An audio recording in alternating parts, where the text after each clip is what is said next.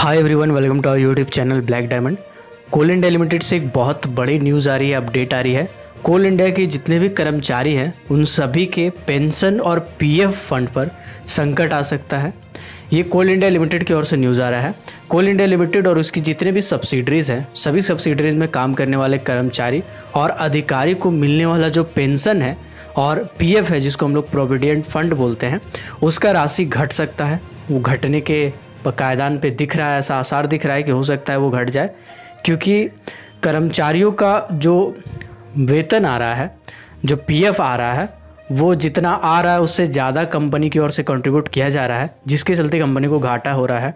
यानी सीएमपीएफ जो फंड है, जिसको हम लोग बोलते हैं कोल माइंस प्रोविडेंट फंड, वहाँ पे कर्मचारियों द्वारा जो इस मद के लिए जितना राशि का योगदान किया जा रहा है, उससे ज़्यादा सीएमपीएफ की ओर से रिटायर्ड कर्मियों को ये राशि भरना पड़ रहा है, जिसके चलते आने वाले दिनों में कर्मचारी का पेंशन और पीएफ दोनों घट सकता है।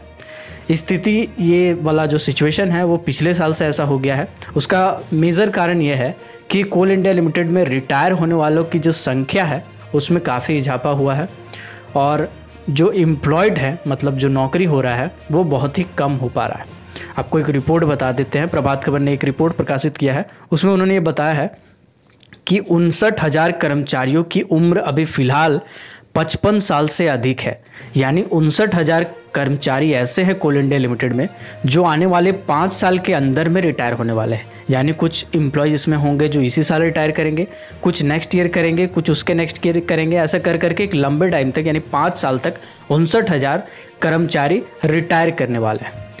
तो ये वाला जो आंकड़ा है, ये पहले ऐसा सिचुएशन नहीं था कंपनी का। अभी का अगर मैन पावर का बात करें कि अभी का मैन पावर कोल इंडिया लिमिटेड में, तो 2,46,288 कर्मी टोटल भी काम कर रहे हैं और इसमें से 24% ऐसे कर्मचारी हैं जिनकी उम्र 50 साल से अधिक है।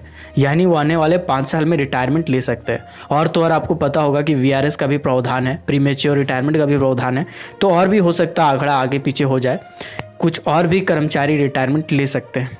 करीबन 58,482 कर्मी की जो उम्र है वो 55 साल से अधिक है। अगले 5 साल में सभी कर्मचारी रिटायर होंगे और सबसे ज़्यादा अगर कर्मचारी हम देखें तो वो साउथ ईस्टर्न कोलफील्ड लिमिटेड यानी एसईसीएल की ओर से है। आपको बता दें कि एसईसीएल में पिछले 5 साल से एक भी एग्जीक्यूटिव पोस्ट का बहाली नहीं आया है।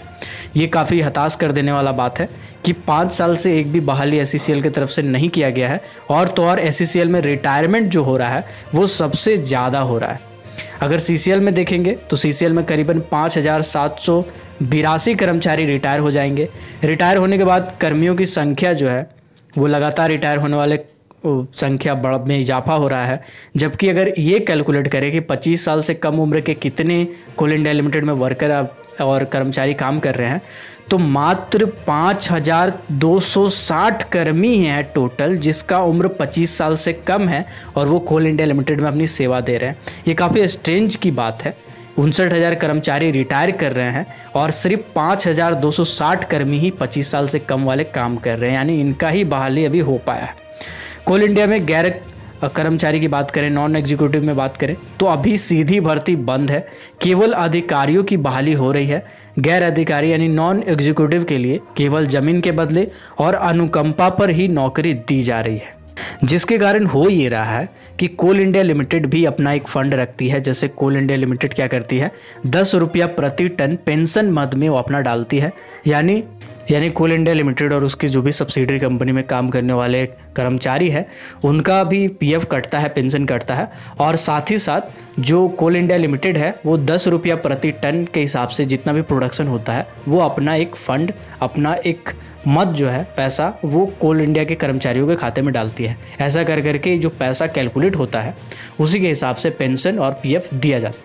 तो अभी का अगर इस वर्तमान सिचुएशन देखेंगे तो कोल माइंस का जो पेंशन है, इसमें जो जमा राशि है 2019-20 के बारे में देखेंगे तो 3,702 करोड़ जमा था, जबकि 3,184 करोड़ खर्च हुआ। यानी जितना जमा हुआ उसमें 600 करोड़ बचत भी हो गया था। 2020-21 का देखेंगे तो 3,454 करोड़ रुपया जमा था, जबकि खर्च हुआ 3,936, मतलब जितना जमा था उससे ज़्यादा खर्च करना पड़ा। 2021-22 का बात करें तो 1,247 करोड़ रुपया जमा हो रहा था और जो खर्च हो रहा था वो 1,340 था, मतलब फिर भी 100 करोड़ से ऊपर का जो घाटा है वो कंपनी को वहन करना पड़ रहा था। पीएफ में जमा राशि का स्थिति देखने के बाद यही कहा जा सकता है कि जो कर्मचारी हैं, जो भी पीएफ जिनका कटता है, जो भी पेंशन कटवाते हैं, उनका पेंशन और पीएफ में कमी आ सकती है, उसमें कम कंट्रीब्यूशन जा सकता है कंपनी की ओर से। इसके लिए आपका पेंशन जो है वो घट सकता है। आपको इससे रिलेटेड क्या लगता है? अपना ज़रूरी सुझाव कमेंट सेक्शन में ज़रूर दीजिएगा और ऐसे ही हमारे चैनल को सब्सक्राइब कर दीजिएगा और बेल आइकन को प्रेस कर दीजिएगा अगर नहीं किया तो, और देखते रहिएगा हमारे चैनल। तो मिलते हैं अगले वीडियो में, तब तक के लिए keep watching, keep supporting, till then Jai Hind.